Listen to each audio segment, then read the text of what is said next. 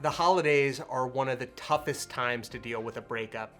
You've got family asking you all sorts of questions about your relationship. You're thinking about the past, the future. It's a time of reflection. So what do you do if in the middle of the holiday season, you're dealing with a tough breakup? Well, stay tuned. In this video, I want to talk about 3 things that my client just did that helped her ease through a breakup and start to move on and actually stop thinking about her ex, which was a really big thing for her. Hi, I'm Jason Silver, the dating coach for ambitious women, and on this channel, Attract Great Guys, I talk about the challenges of dealing with men in 2021 and how you can attract a truly great guy for a committed relationship. Hit that red subscribe button and the little notification bell next to it so you don't miss any of my upcoming trainings. Now let's jump right into it. Now, the first thing that my client did almost immediately after breaking up is she cleaned up her social media. And this is something that I always recommend to do.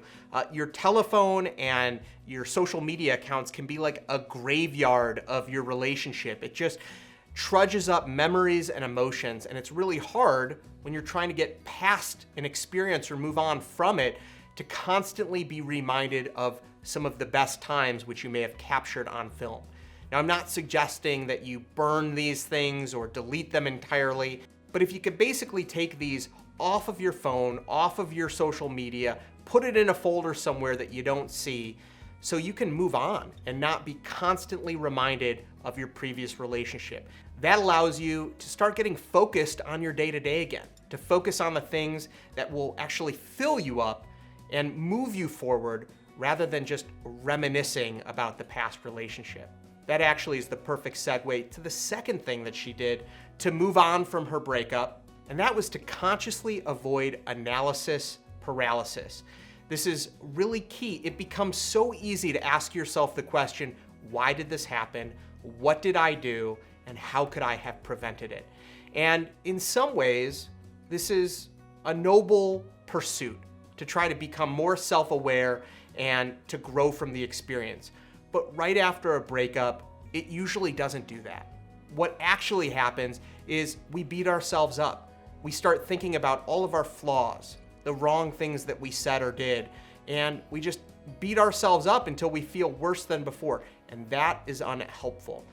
You probably aren't gonna find out exactly what happened. Most men aren't honest, and many men aren't even self-aware enough to know why it didn't work out from their perspective.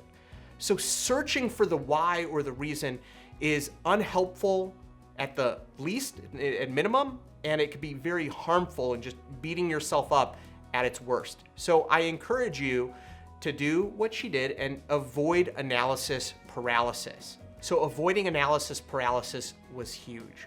But the one thing that she told me that she did that I thought was the most powerful is she said she actually forced herself to practice gratitude, to sit down and write down with a pen and a paper a few things that she was grateful for. And she said she was grateful that she had a really cute dog.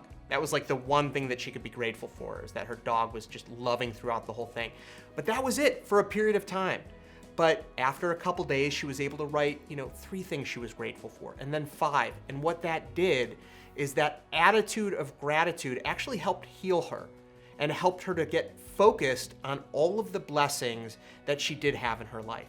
And I'm not promising that this happened in 24 hours or 5 hours. This took time. Time is the ultimate healer.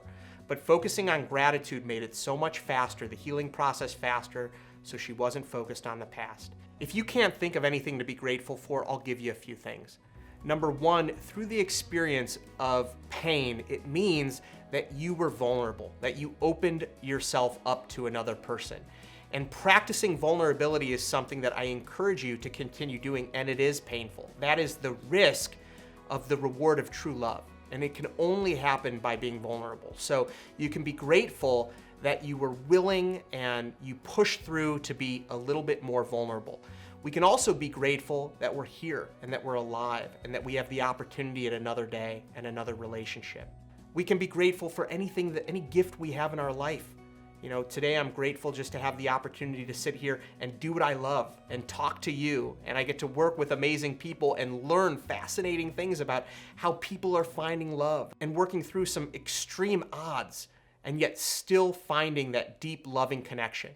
At the end of the day, after a relationship, it's important that you do everything in your power to take care of yourself, to remove the distractions and the emotional hot triggers from your social media and your phone, and then to focus not on why the relationship ended, but why you're so grateful for the opportunity of living today. Because if you can't find that gratitude, you're stuck in the paralysis of being a victim to that relationship, of blaming someone else, or trying to rescue a relationship that was never meant to be. And if you find yourself ruminating or struggling and trying to understand why did this happen and feeling the pain that comes from that, I encourage you to check out my program, which is Why Great Guys Pull Away. And in that program, Why Great Guys Pull Away, I'll actually teach you about attachment theory and how a lot of guys do deal with avoidant and anxious attachment traumas, and exactly what you can do to filter out these types of guys, to understand them better, and to create healthy, happy relationships. Thank you so much for watching. I appreciate you, and I'll see you in the next video. Be well.